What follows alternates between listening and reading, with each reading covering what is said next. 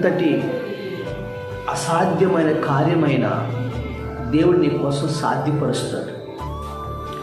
ఒక అద్భుతమైన నిజ సంఘటన మీతో చెప్తాను మీరు బలపరచడానికి. ఇంగ్లాండ్ దేశంలో ఒక పాస్టర్ గారు ఒక అద్భుతమైన మందిరాన్ని నిర్మించారు. చక్కగా ఆరాధనలు జరుగుతున్నాయి, ప్రార్థనలు చక్కగా జరుగుతున్నాయి. అయితే ఆ మందిరం చుట్టూ, ఆ చర్చ్ చుట్టూ వందలాది ఎకరాలు గవర్నమెంట్ ల్యాండ్ ఉన్నాయి.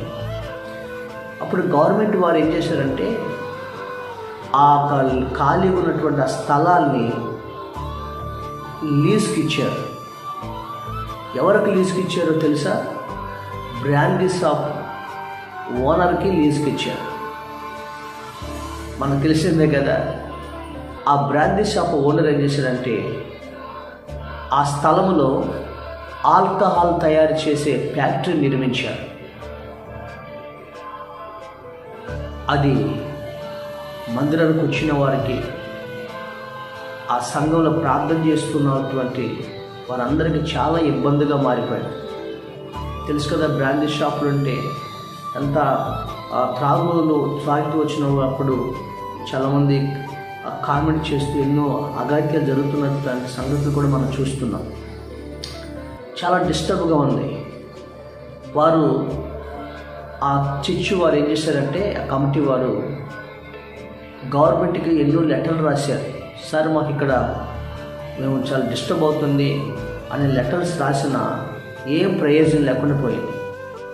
అయితే వాళ్ళు ఏం చేశారంటే ఆ సంఘం అంతా కూడి 21 రోజులు ఉపవాస ప్రార్థన ప్రకటించారు. 21 days ఫాస్టింగ్ ప్రేయర్ కండక్ట్ చేశారు. ప్రభా, ఈ బ్రాందీ షాప్ వల్ల, ఈ ఆల్కహాల్ తయారు చేసే ఫ్యాక్టరీ వల్ల మేము చాలా ఇబ్బందులు ఎదుర్కొంటున్నాం. మీరు కనికరించండి, మీరు అద్భుతం జరిగించండి అని కన్నీటితో ఉపవాస ప్రార్థన చేశారు. 21వ రోజున ఆకాశము మెగాకృతమైంది.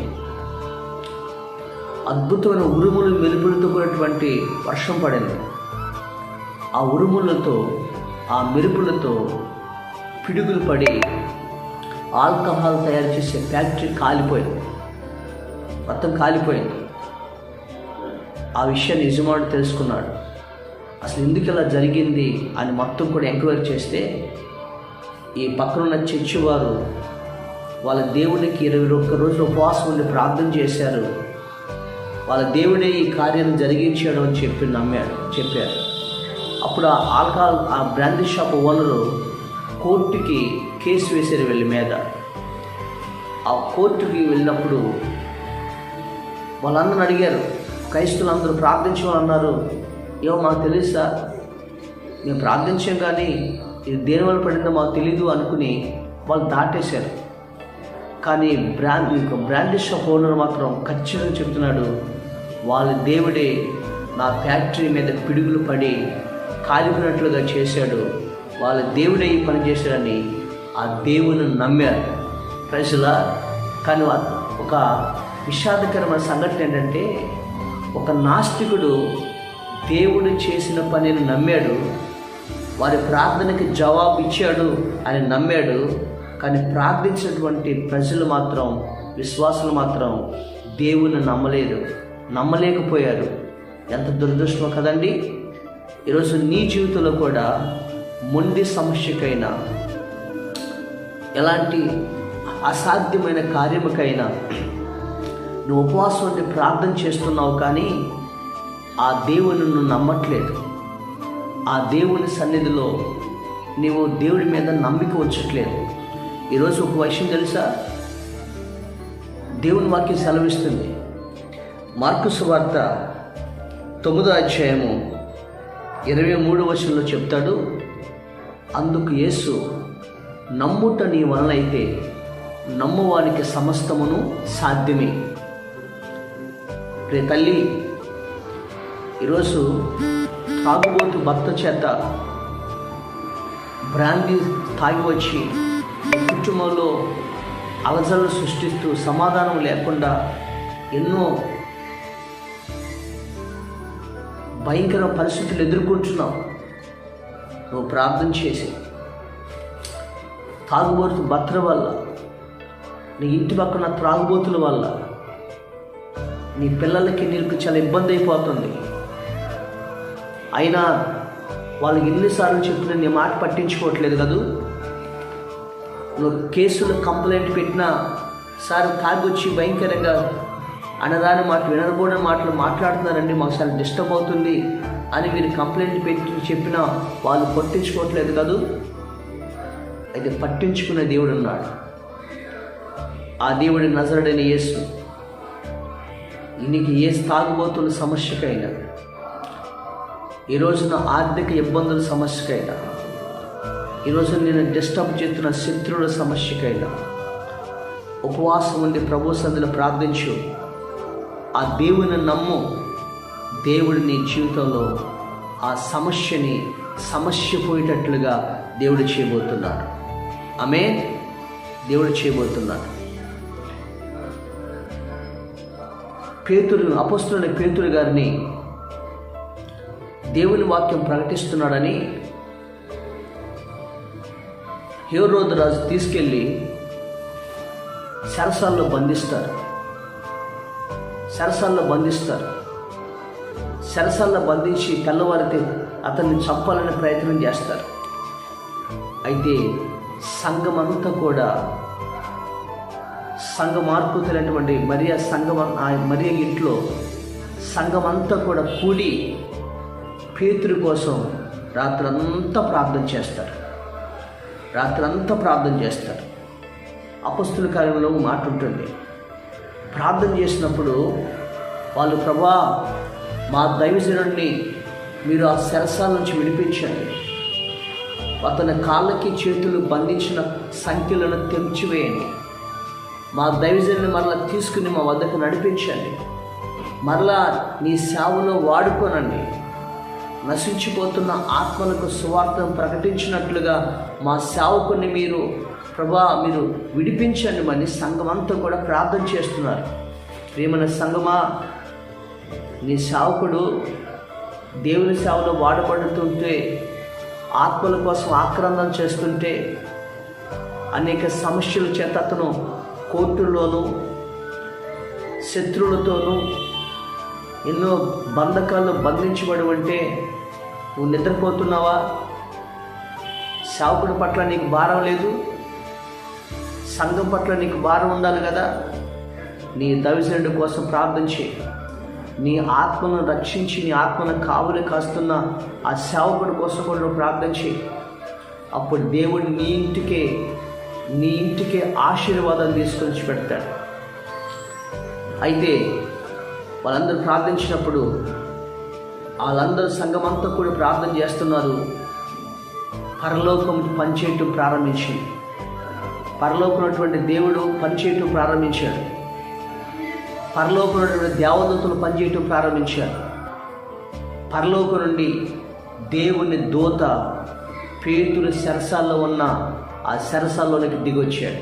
ప్రజలా, నీ ఇంట్లో ఉన్నటువంటి శ్రమల్లోనికి, నీ బంధించబడిన బంధకాల్లోనికి నువ్వు ఉపవసించి ప్రార్థించినప్పుడు నీ ఇంటికి దేవుడు దిగి వస్తాడు, సమస్యలకు దిగి వస్తాడు. దిగొచ్చి ఆ సరాసరి పేతురున్న గదిలోకి వెళ్ళి ఆ పేతురు కాళ్ళకి కట్టిన సంఖ్యలు తెచ్చివేయబడ్డాయి.